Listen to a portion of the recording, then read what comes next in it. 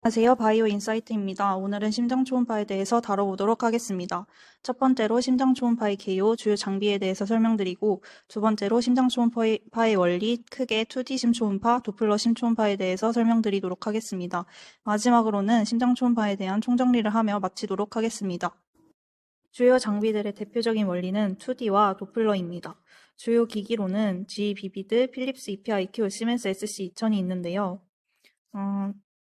여기에 나온 GE의 경우에는 회사 이름이 GE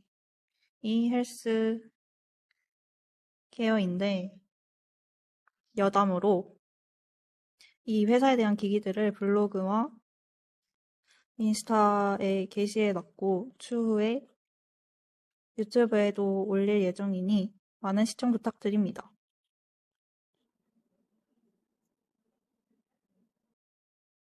첫 번째 주요 원리는 앞에서 말씀드렸듯이 2D 심초음파입니다. 2D 심초음파를 이해하기 위해서는 B 모드를 이해할 필요가 있습니다. B 모드의 핵심은 움직임은 볼 수 없고 구조만 볼 수 있다는 것입니다. B 모드는 브라이트니스 모드로 밝기 표시법입니다. 밝기가 핵심이라고 알아두시면 될 것 같습니다. 각 초음파선이 구조물을 통과 시 구조물에서 반사되는 초음파를 점으로 표시하는 것인데 여기 탐촉자에서 초음파가 나오고 여기 피부에 초음파를 통과했을 때 피부에 반사되는 초음파를 탐촉자가 받아들여 점으로 표시를 하는 것입니다. 반사의 강도는 밝기를 통해서 강약을 나타내는데 강할수록 밝게 표시가 됩니다. 두 번째로는 점과 점 사이의 거리인데 이 점과 점 사이의 거리는 매질 간의 거리를 나타냅니다.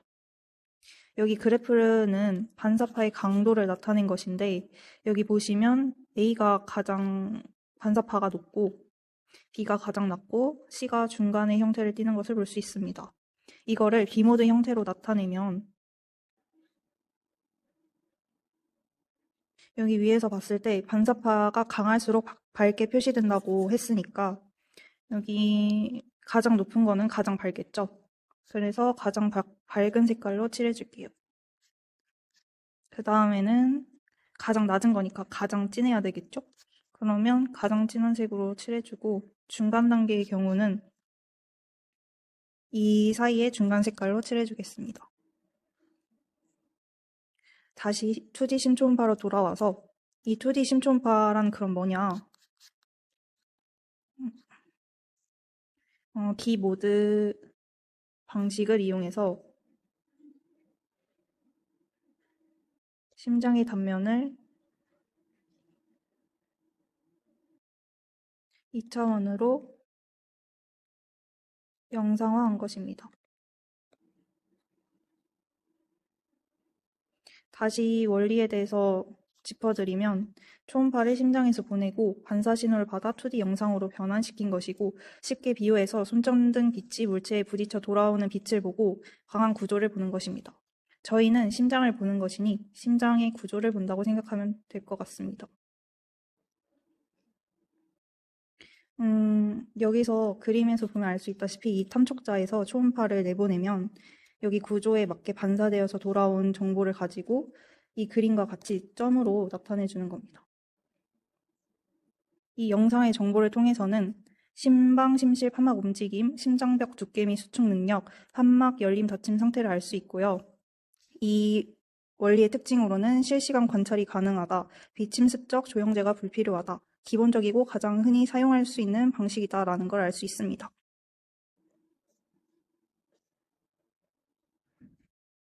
다시 한번 그림에서 짚어드리면 여기 초음파에서 초음파를 발사하고 물체에 반사되어서 다시 탐촉자로 돌아가면 이 탐촉자가 반사된 초음파를 전기 신호로 바꿔서 이렇게 점의 영상으로 보여주는 것입니다. 두 번째 주요 원리인 도플러 심초음파에 대해서도 알려드리겠습니다. 원리는 혈류가 초음파를 만나면 주파수가 변하며 이를 계산해서 혈류의 속도와 방향을 측정해주는 것인데 여기서 주요 핵심은 혈류의 속도와 방향을 측정하는 것입니다. 왜 혈류의 속도와 방향을 측정하느냐 하면 역류와 심장의 역류와 협착을 보기 위해서입니다. 쉽게 비유하자면 구급차 사이렌 소리가 다가오면 높아지고 멀어지면 낮아지는 것인데 이를 그림으로 표현해 보자면 여기 앰뷸런스가 가고 있고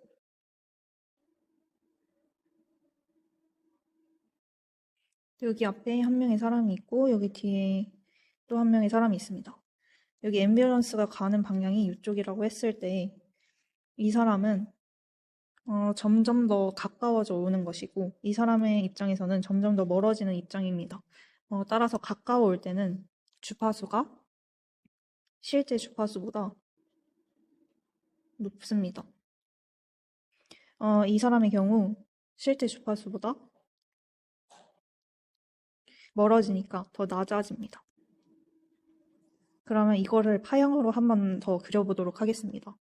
이 사람의 입장에서는 주파수가 낮으니까 이렇게 주기가 긴 파형이 나타날 수 있고 이 사람의 경우는 실제보다 높으니 주기가 짧고 주파수가 높은 이런 그래프가 나타날 수 있습니다. 여기서 주파수가 뭔지 헷갈리시는 분이 있을 수 있으니까 주파수는 1초당 진동하는 사이클 횟수를 의미합니다. 여기만 봐도 얘의 경우에는 이만큼이 한 주기라고 했을 때 1초에 이만큼 긴 굴곡이 들어가는 것보다 1초에 이렇게 짧은 굴곡이 들어가는 게 더 높겠죠, 당연히. 그 다음으로는 큰 종류로 봤을 때 컬러랑 스펙트럼이 있는데 컬러 도플러에 대해서 설명을 해보도록 하겠습니다.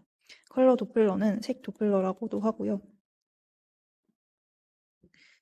이거를 정의를 써봤을 때 탐촉자에서 발생한 초음파가 적혈구에 부딪혔다가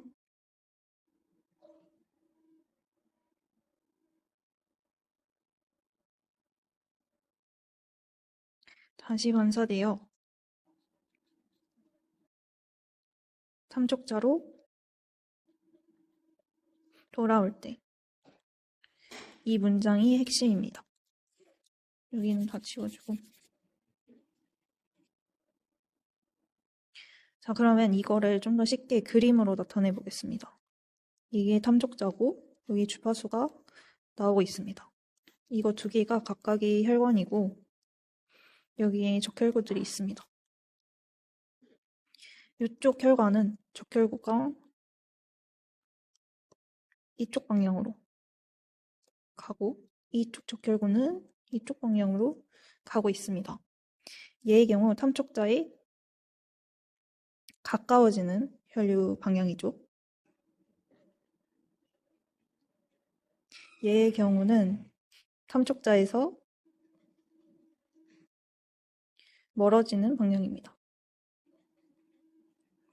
여기 보면 이 정의에서 알 수 있듯이 빨강의 경우 초음파 탐촉자 쪽으로 온다고 되어 있고 파랑의 경우는 탐촉기에서 멀어지는 혈류라고 되어 있는데 여기 탐촉자에 가까워지는 경우는 이 정의처럼 빨강, 멀어지는 쪽은 파랑이겠죠? 그러면 이 설명대로 정상 혈류를 결흐름, 심판류라고도 하고 이것은 빨간색 또는 파란색의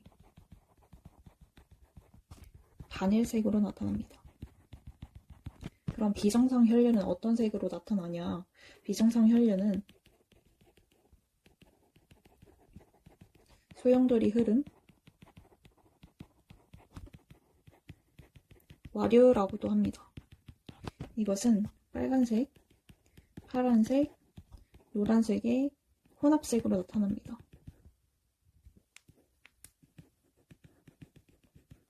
여기 사진에서 보시다시피 여기는 막히는 것 없이 잘 혈액이 한 방향으로 일정하게 흐르고 있는 걸 볼 수 있죠. 반면에 이 B 그림은 소용돌이 흐름을 보인다고 볼 수 있는데 이 부분이 협착되어 있어서 혈류가 이렇게 소용돌이를 일으키는 현상을 소용돌이 흐름이라고 합니다. 우리가 배웠듯이 탐족자에 가까워지는 혈류는 빨간색으로 나타난다고 했죠. 근데 이 부분이 빨간색으로 나타나는 것을 보면 이쪽 방향으로 혈액이 흐른다는 것을 알 수 있습니다. 그러면 지금 이게 좌심방이고 얘가 심실인데 심방에서 심실로 흐른다는 것은 이쪽 방향으로 흐르고 있다는 것은 잘 흐르고 있다는 뜻이겠죠. 그럼 이 아래 거를 봅시다. 이 아래 것의 경우에는 얘가 심방, 얘가 심실인데 얘는 탐적자에서 멀어지는 색깔이죠. 파란색. 근데 파란색인 것과 동시에 여기 노란색이 같이 보이고 있습니다. 이것을 바로 소용돌이 흐름이라고 하고 이것은 심실에서 심방으로 역류가 된다는 걸 알 수 있겠죠. 이번에는 스펙트럴 도플러에 대해서 설명드리도록 하겠습니다. 스펙트럴 도플러는 PW 도플러와 CW 도플러로 나뉘는데요. PW는 간헐파형 도플러라고 하고 CW는 연속파형 도플러라고도 합니다. 이것에 대해서 자세히 설명드려보자면 우선 간헐파형 도플러는 탐족자 하나의 진동자에서 간헐적으로 초음파를 내보내 기다린 후 이 반사파를 수신하는 방법입니다. 단위 시간 내에 움직이는 적혈구에 전파되고 반사되는 초음파 수가 정해지게 됩니다. 그러면 이 간헐파형 도플러의 장점은 특정 부위에 혈류 속도가 측정 가능하다는 것입니다. 그럼 이와 반대로 한계는 무엇인지 말씀드리도록 하겠습니다. 한계는 속도 제한이 있어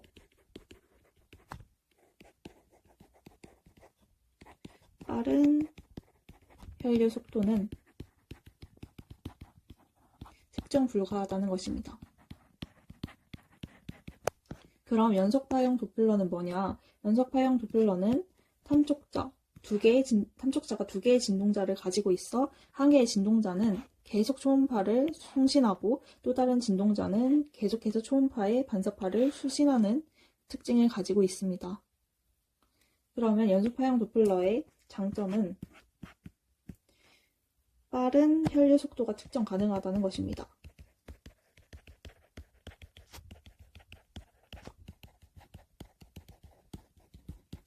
한계는 특정 위치, 혈류 속도 측정 불가. 자, 그러면 그림으로 보면 좀 더 자세히 알 수 있을 것 같습니다. 자, 우리가 앞에서 배웠던 색 도플러. 이것은 혈류의 방향과 속도를 알 수 있다는 장점이 있고요. 그러면 도플러심 초음파는 이제 간헐파형 도플러와 연속파형 도플러로 나뉘는데 간헐파형 도플러의 경우에는 한 지점의 혈류 속도를 측정할 수 있다는 장점이 있었고 연속파형 도플러의 경우에는 한 선상의 가장 높은 속도를 측정할 수 있다는 장점이 있었습니다. 이런 도플러심 초음파를 이용해서 심장 협착이나 역류 여부를 확인할 수 있고 혈류 속도를 통해 심장 내 압력이 추정 가능합니다. 심방 심실 사이 혈류에 문제가 있는지도 확인할 수 있다고 합니다. 지금부터는 총정리의 시간입니다. 처음으로 배웠던 2D 심초음파는 심장의 구조와 움직임을 확인할 수 있다는 목적을 가지고 있습니다. 도플러의 한 종류인 컬러 도플러는 혈류의 방향을 확인하는 데 중점을 두고 있고요. 또 다른 도플러의 종류인 스펙트럴 도플러는 혈류의 속도를 정량화할 수 있다는 특징을 가지고 있습니다. 앞서 말했듯이 스펙트럴 도플러는 간헐파형 도플러와 연속파형 도플러로 나뉩니다. 간헐파형 도플러는 특정 위치의 혈류 속도를 측정할 수 있다는 장점을 가지고 있고 연속파형 도플러는 고속혈류의 속도를 측정할 수 있다는 장점을 가지고 있습니다. 여기까지가 제가 준비한 발표입니다. 감사합니다.